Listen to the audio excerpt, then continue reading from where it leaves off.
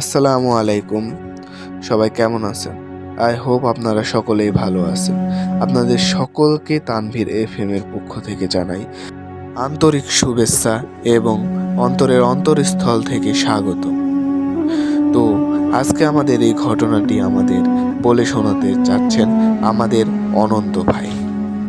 আগেই বলে রাখি, তিনি একজন স্টুডেন্ট ও তার নিজের সাথে এই ঘটে যাওয়া ঘটনাটি সে আমাদের সাথে প্রকাশ করতে চাচ্ছে।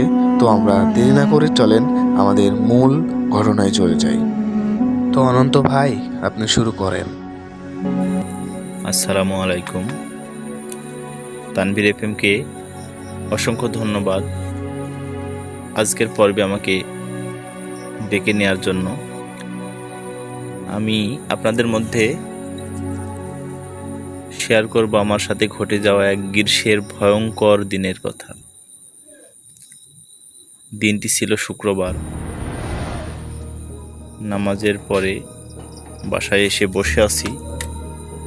এমতো অবস্থায় আমার দাদা আমাকে বলল, আমাদের আম বাগানের যে কুড়ে ঘরটা আছে, কুড়ে ঘরটা পরিষ্কার করতে হবে। আমের মুকুল বড়, আম এখনো পাকেনি, কাঁচা অবস্থায় আম পাহারা দিতে হবে, ওখানে রাত্রে থাকা লাগবে। তাই আমাকে ওটা পরিষ্কার করতে বলল। আমি দাদাকে বললাম আমি পরে পরিষ্কার করে দেব। দাদা বলল, তুই খুব অলস, তুই এখনই গিয়ে পরিষ্কার করবি। দাদার কথা রাখতে আমি তখনই গেলাম, একাই গেলাম। বলে রাখা ভালো, আমাদের বাগানটা অনেক বড়, প্রায় 3 একর জায়গা নিয়ে আমাদের বাগান।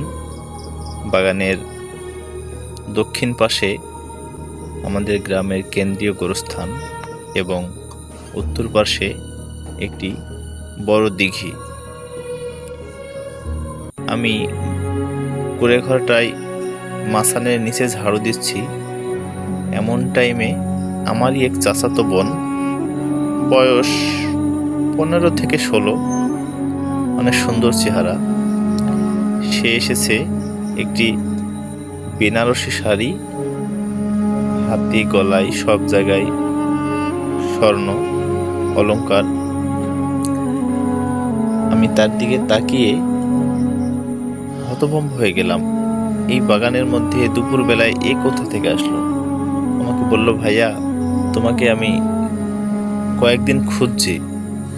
আমি একটি অঙ্ক বুঝতে পারিনি, এটা তোমাকে দেখানোর জন্য তোমার বাসাতেও গেছিলাম, তোমাকে পাইনি। আমি জিজ্ঞেস করলাম, তুই কখন গেছিলাম? আমি তো বাসাতেই ছিলাম।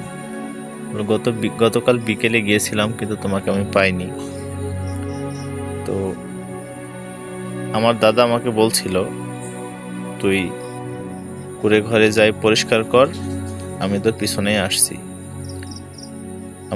আমার চাচাতো বোনের সঙ্গে কথা বলতেই দাদা গান বলতে বলতে বাগানের ভিতরে আসছে। দাদার কণ্ঠ শুনে আমার চাচাতো বোন বলল, ভাইয়া, তাহলে তুমি কাজ শেষ করে বাসায় এসো, তোমার কাছ থেকে অঙ্কটা আমি দেখে নেব। তখন আমার হঠাৎ মনে হয়ে গেল, আমার চাচাতো বোন তো আর বেঁচে নেই। ও 15 দিন আগে একটি সড়ক দুর্ঘটনায় মারা গেছে। তখন আমার একটি কথা মনে হয়ে গেল। আমার দাদা আমাকে বলেছিল, যদি সন্দেহজনক কিছু মনে হয় তাহলে বাম হাতের নিচ দিয়ে তাকিয়ে দেখবি, যদি পা শূন্যের উপরে থাকে তাহলে সেটা মানুষ নয়, অন্য ভয়ানক কোনো আত্মা। আমি বাম হাতের নিচ দিয়ে তাকিয়ে দেখি ও 5 থেকে 6 ইঞ্চি উপর দিয়ে শূন্যে হেঁটে চলে যাচ্ছে।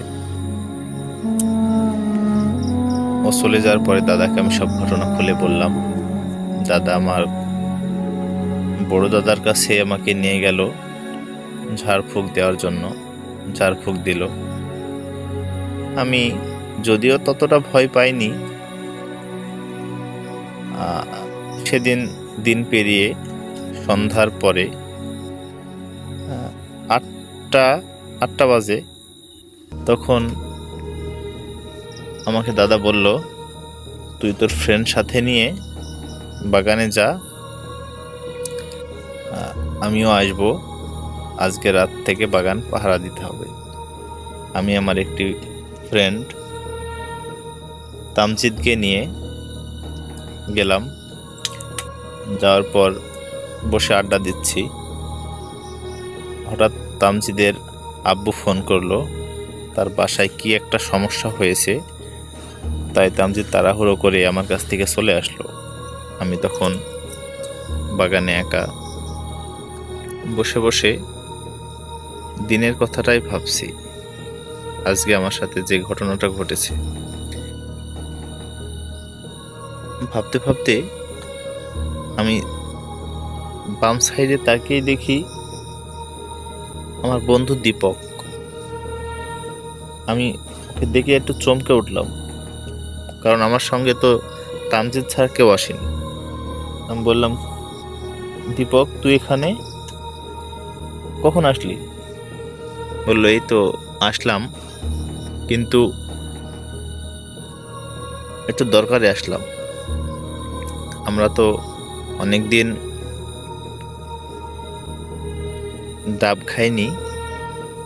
আমি স্কুল থেকে আসার সময় করিম চাচার গাছে অনেকগুলো ডাব দেখলাম। আমরা যদি আজকে রাত্রে ডাবের শরবত বানাই তাহলে কেমন হয়?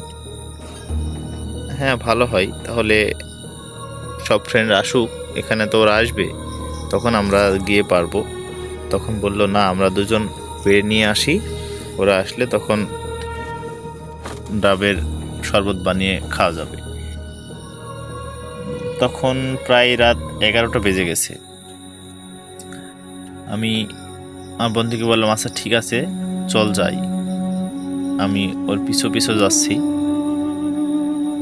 কিন্তু যখন আমি দিঘির কাছে যাই তখন আমার মনে হয়ে যায় যে করিম চাচার গাছগুলো ছিল পূর্ব দিকে, আমাকে দিঘির দিকে নিয়ে যাচ্ছে কেন?